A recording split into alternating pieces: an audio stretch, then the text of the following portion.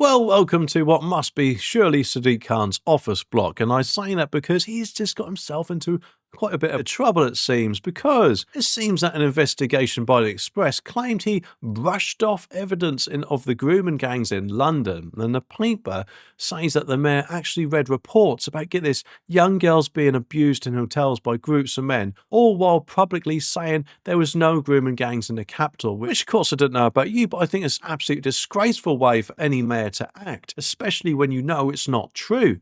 And therefore, I think he should do us all a favour and resign as soon as possible. But according to the investigation, there were some really grim details, such as kids as young as 13 been given drugs, threatened and assaulted.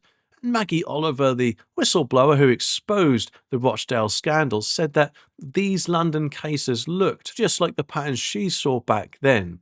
And she is convinced there's a cover-up going on, and it does really seem that way if we do have a mayor who's reading one thing but then saying something completely different. And Shadow Home Secretary Chris Phillip and Reform UK MP Lee Anderson both didn't hold back either, calling it shameful and saying Khan has some serious explaining to do, and hopefully he will have to do that explaining.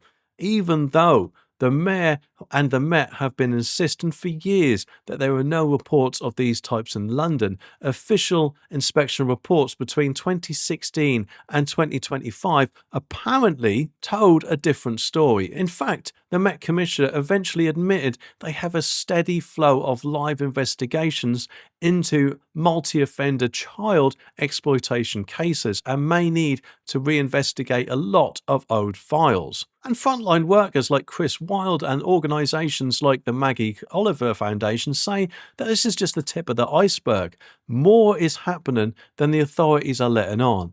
And get this, victims have even spoken to the Express and they feel totally gaslit by the mayor and the Met, especially given Khan's very public stance on protecting women and girls.